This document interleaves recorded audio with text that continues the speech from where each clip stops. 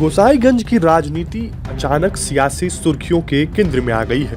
Samajwadi party से बगावत कर अभय सिंह का बीजेपी में आना महज दल बदल नहीं बल्कि अयोध्या की राजनीति में एक बड़ा शक्ति संतुलन बदलने जैसा है। यह वही इलाका है जहां सत्ता, संगठन और दबदबे की राजनीति हमेशा साथ साथ चलती रही है। अभय सिंह ने बीजेपी में कदम रखते ही गोसाईगंज की सीट अब सिर्फ चुनावी मैदान नहीं बल्कि रणनीतिक अखाड़ा बन चुकी है।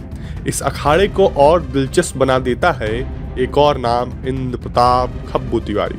खब्बू तिवारी पहले ही बीजेपी से विधायक रह चुके हैं और पिछला चुनाव उनकी पत्नी बीजेपी के टिकट पर लड़ी थी। यानी पार्टी के भीतर उनका दावा न केवल पुराना है बल्कि संगठनात्मक अनुभव और क्षेत्रीय पकड़ के दम पर मजबूत भी माना जा रहा है। ऐसे में एक ही सीट पर दो ताकतवर दावेदार, वह भी दोनों बाहुबली छवि के साथ बीजेपी के लिए असहज स्थिति पैदा कर रहे हैं। अभय सिंह और खब्बू तिवारी की राजनीतिक पृष्ठभूमि सिर्फ चुनावी आंकड़ों तक सीमित नहीं है। दोनों का जनाधार, क्षेत्र में प्रभाव और समर्थकों की फौज किसी से छिपी नहीं है। यही वजह है कि कहा जा रहा है कि ये दोनों नेता एक दूसरे को देखना तक पसंद नहीं करते। ऐसे में जब दोनों एक ही पार्टी की छत के नीचे खड़े हों तो सवाल उठना लाजमी है, क्या यह छत इतनी बड़ी है कि दोनों के अहंकार और महत्वाकांक्षा को समेट सके?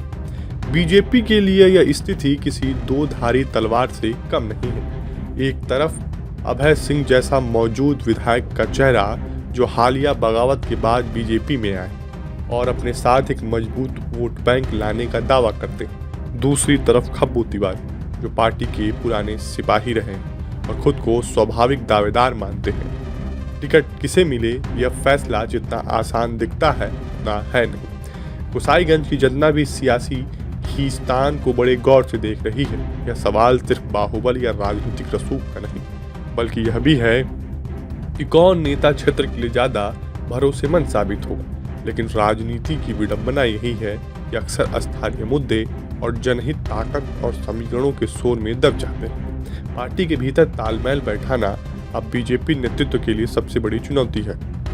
अगर दोनों नेताओं को साथ लेकर चलने की कोशिश होती है तो असंतोष की चिंगारी कभी भी आग बन सकती है।